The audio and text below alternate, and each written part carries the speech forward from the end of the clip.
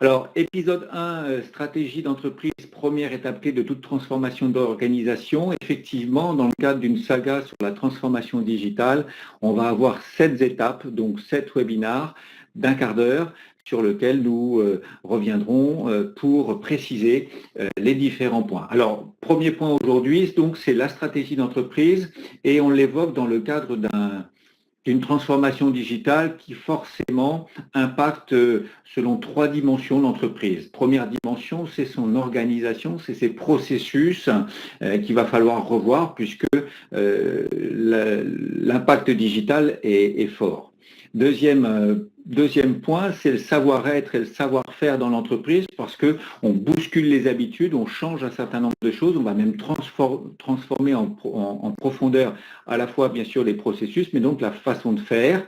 Et puis, le troisième point, c'est qu'on apporte des nouveaux outils, on apporte de la technologie et pour que tout ça fonctionne, il va falloir qu'on accepte le changement, on mette en place ce changement et pour ça, il y a une clé et cette clé, c'est vraiment cet aspect stratégie d'entreprise. Alors, quelle est la définition d'une stratégie d'entreprise ?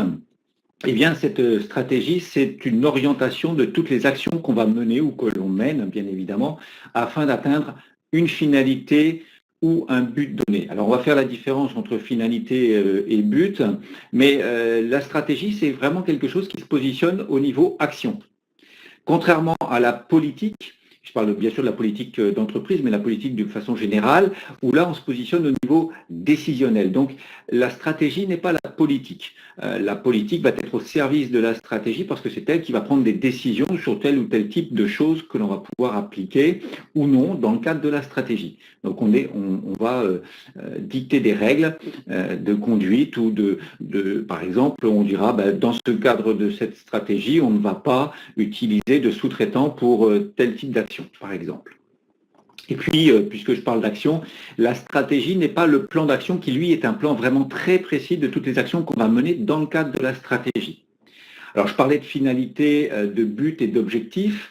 Et là, la finalité est plus large, elle est plus abstraite que le but qui est un petit peu plus précis et que l'objectif qui, lui, est vraiment très, très, très précis. Alors, précisons justement la finalité. C'est un ensemble assez abstrait idéal des valeurs qui donnent la ligne directrice. Alors, on va revenir bien sûr sur cette notion de ligne directrice. Et le but, c'est le résultat escompté. Alors, ce but, il doit être relativement ambitieux parce qu'il faut qu'il soit également motivant, bien sûr, pour l'ensemble des salariés de l'entreprise et puis aussi pour les clients. Il faut qu'il soit néanmoins réaliste. Il faut qu'il soit accessible parce que si on veut être motivant, il faut que ce soit accessible. Et il faut savoir expliquer pourquoi c'est réaliste, pourquoi c'est accessible, pour encore une fois motiver ses troupes. Et donc il faut trouver cet équilibre entre une ambition qui ne soit pas démesurée, pour qu'elle soit motivante, bien évidemment, et que l'objectif, en fait, le but, pardon, soit réaliste et accessible. Et puis, il faut prendre en compte que le but ne dépend pas forcément que de l'entreprise. Il dépend aussi de son environnement extérieur, il dépend des clients, il dépend des concurrents, il dépend des fournisseurs, il dépend de la politique, il dépend du contexte social, technologique, etc. Donc, il dépend d'un certain nombre de facteurs extérieurs qui fait que le résultat escompté ne sera pas forcément atteint.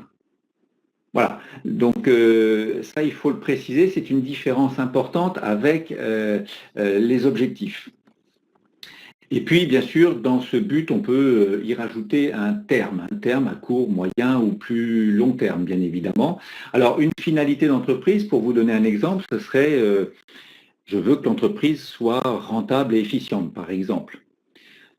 Un but serait de digitaliser l'entreprise ou de fidéliser davantage les clients, de réduire les coûts et d'augmenter la productivité. Voilà. Donc on peut avoir pour une même finalité plusieurs buts qui sont là des actions, alors que la finalité, c'est plutôt, on peut employer un verbe d'état pour être, par exemple, je veux que mon entreprise soit rentable et efficiente. Donc la finalité, ça peut être un verbe d'état, alors que dans le but, on va forcément passer à l'action. J'ai évoqué tout à l'heure les objectifs, et là on est vraiment dans quelque chose d'opérationnel, de très concret, on est vraiment dans la partie action. Et les objectifs vont, dans le cadre du but que l'on s'est donné, tout à l'heure je parlais de digitaliser un certain nombre de processus dans l'entreprise, eh bien on va mettre en place des étapes et des actions pour se rapprocher de ce but. Et c'est 100% sous le contrôle de l'entreprise, puisque là, on agit, on n'est pas dans le résultat escompté, qui lui dépend de phénomènes extérieurs. Là, on est vraiment dans l'étape des actions et on est complètement sous le contrôle de ce que je vais faire, ce que je vais décider et mettre en œuvre dans l'entreprise. Ces actions, elles doivent être objectivables et mesurables, c'est-à-dire qu'on doit les voir. Être à l'écoute d'un client, ce n'est pas une action objectivable parce que ce n'est pas très visible. Par contre, mettre en place des outils qui vont faire que je vais récolter son sentiment après un entretien, par exemple, mettre en place une enquête de qualité, c'est objectivable parce que je vais avoir des questions que je vais pouvoir récolter, les réponses et puis je vais pouvoir mesurer toutes ces choses. Voilà. Alors l'action, elle doit être mesurable parce qu'on va pouvoir l'évaluer, on va devoir d'ailleurs l'évaluer ensuite. Il faut absolument que l'objectif, l'action soit mesurable pour être évaluée ensuite.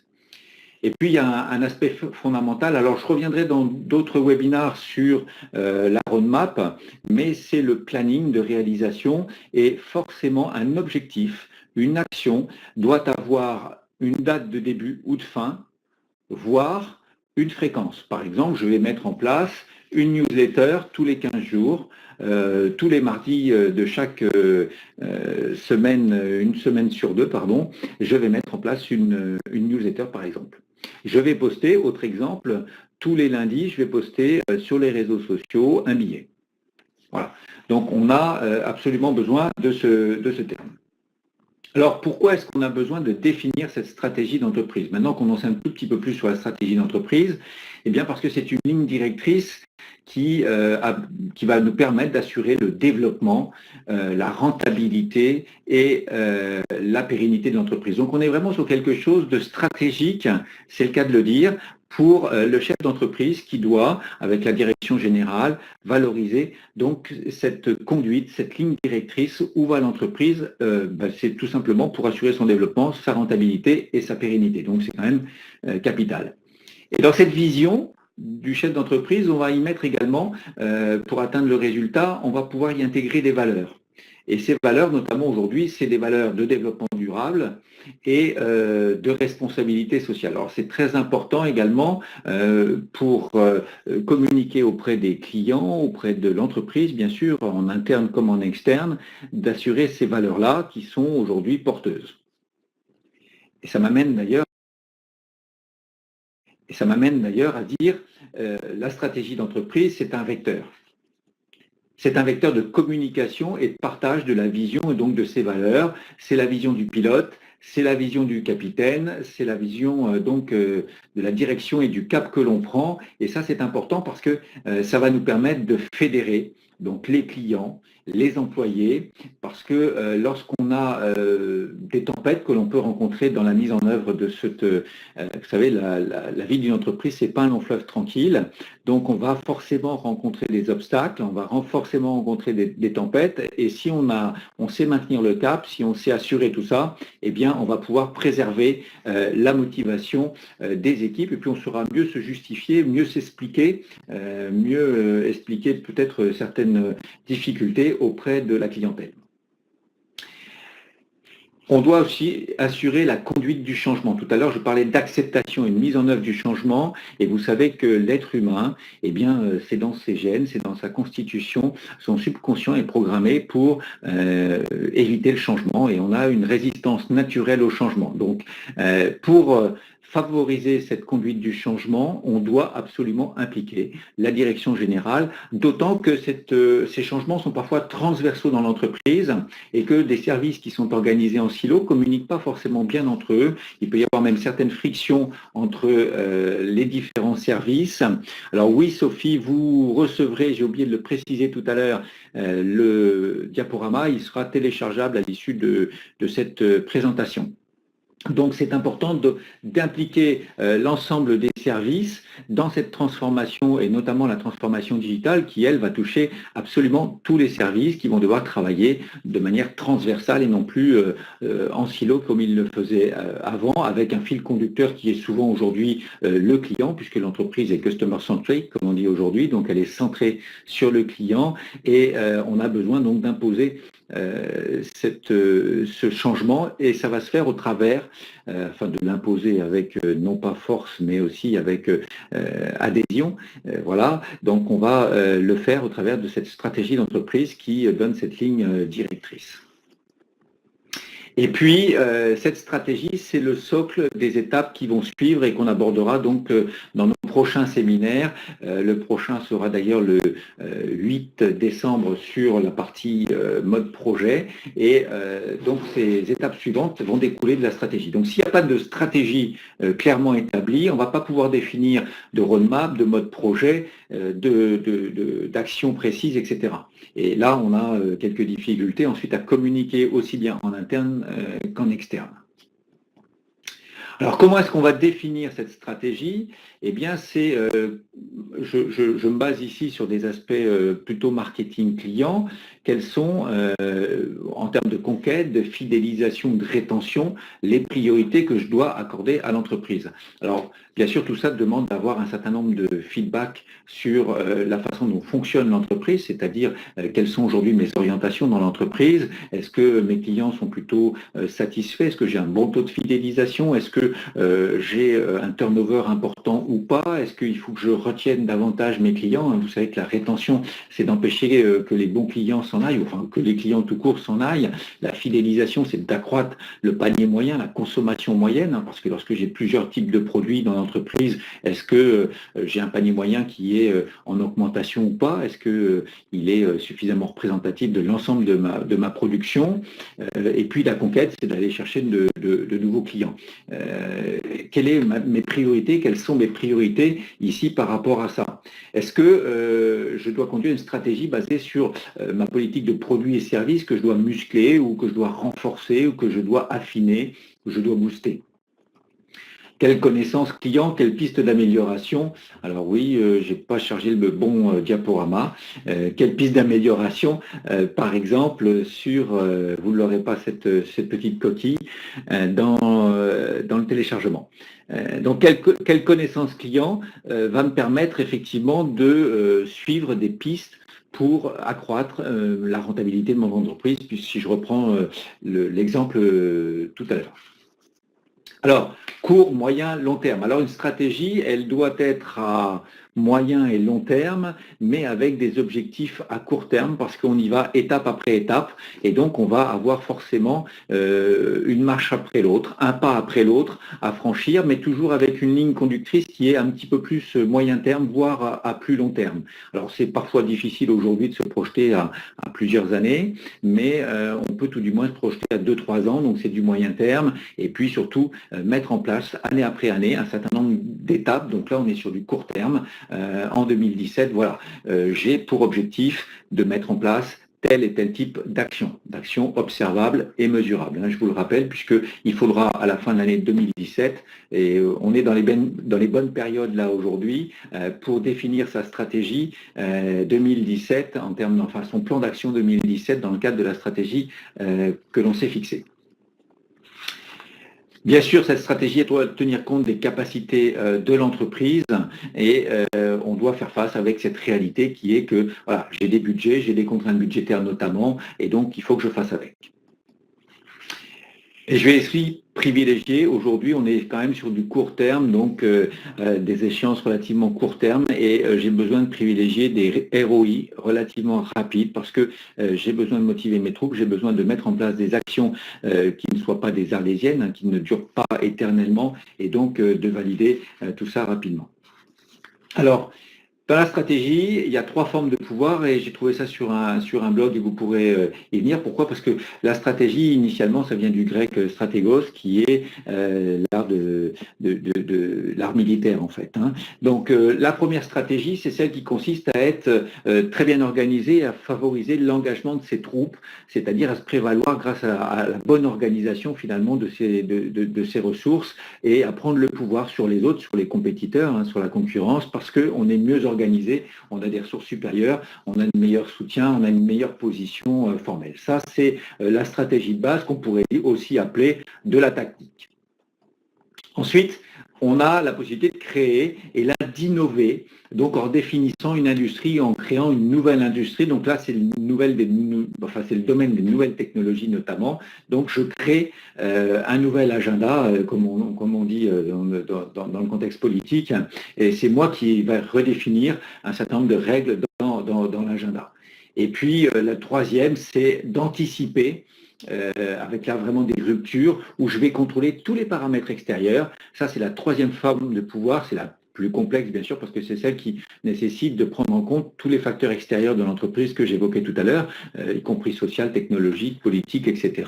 et d'intervenir sur l'ensemble de ces règles-là pour pouvoir m'imposer, entre autres, sur la concurrence. Voilà. Donc 3 formes de pouvoir, mais c'est important de prendre en compte tout ça. Vous retrouverez ça sur le blog de Philippe Zilberzan.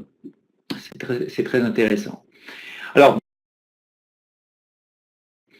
Alors, bénéfice d'une stratégie d'entreprise. Pourquoi est-ce qu'on fait ça? Parce qu'on a vu comment on définissait. Hein, vous avez retenu qu'il y avait une finalité, il y avait des buts, il y avait des objectifs qui sont vraiment opérationnels. Et les bénéfices, quels sont-ils?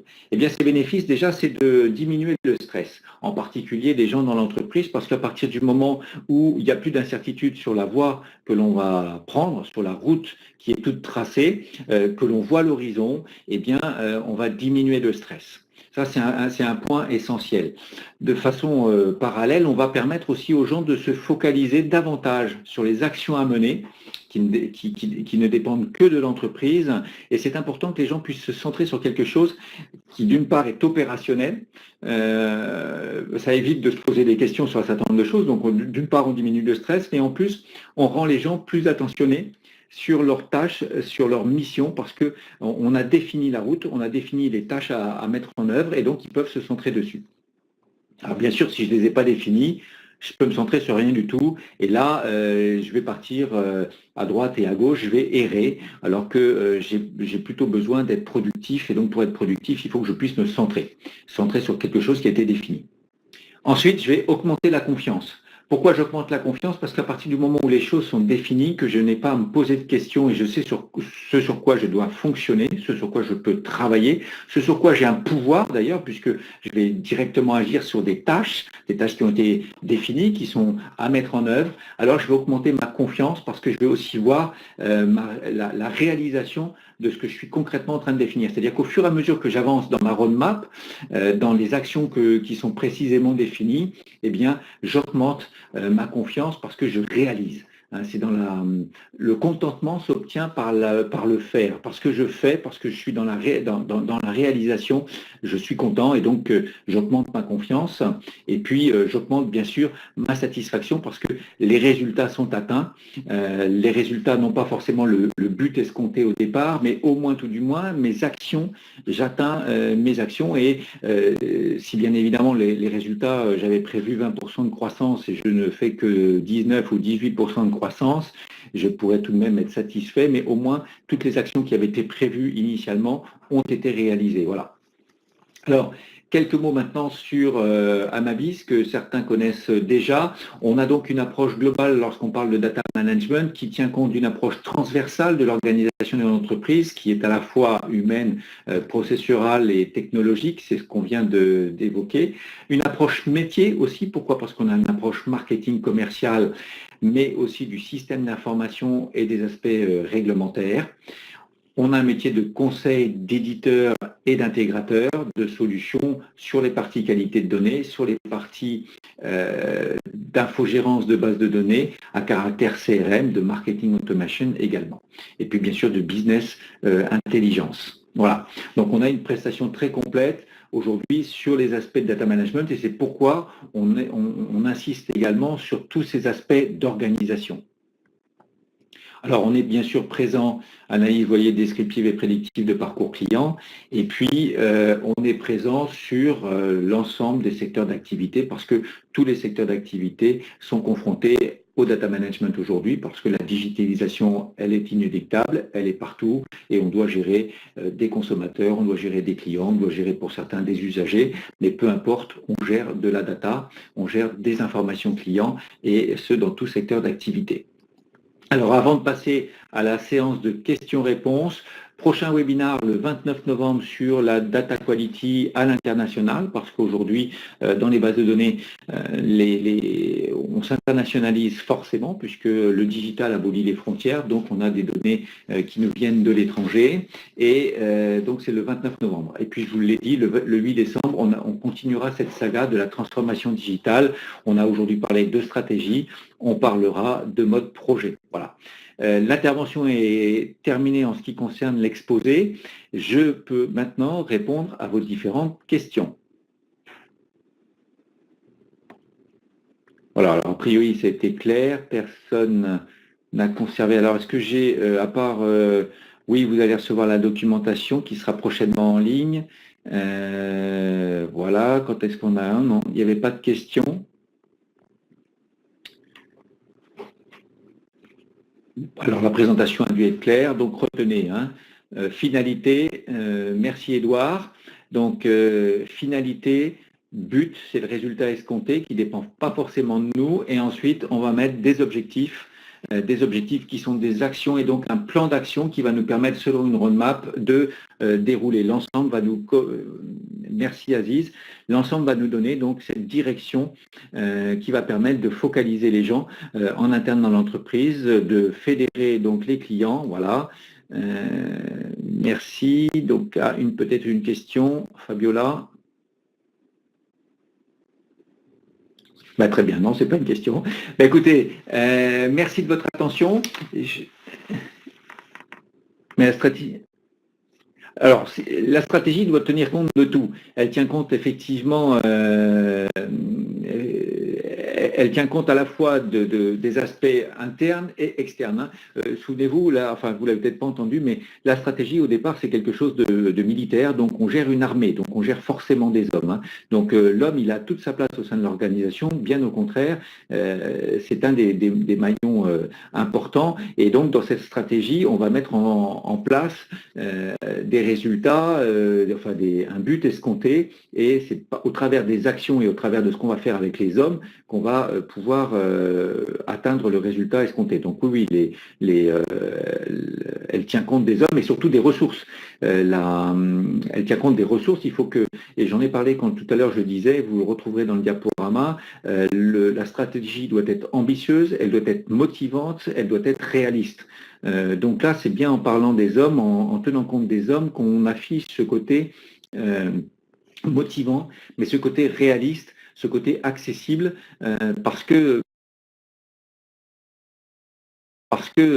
justement, nous sommes humains et on a besoin de croire en ce que l'on fait, on a besoin d'avoir cet horizon. Donc oui, Flo, c'est très important de tenir compte des hommes. Voilà, la tactique, hein, c'est de mettre c'est l'engagement des hommes finalement dans cette stratégie, hein, dans la mise en marche de l'entreprise. Voilà. Merci à tous. Aziz, peut-être une question?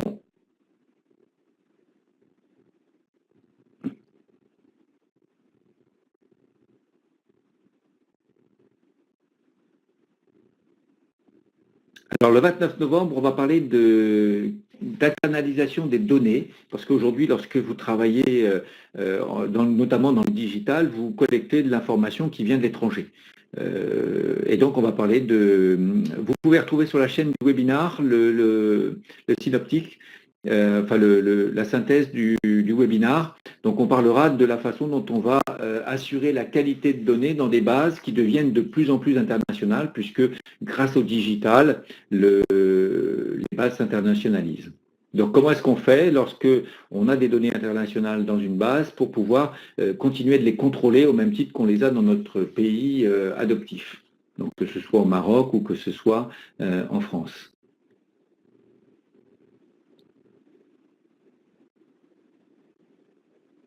Parfait. Antoine, ok, merci à tous. Bonne fin de semaine et puis à très vite au 29.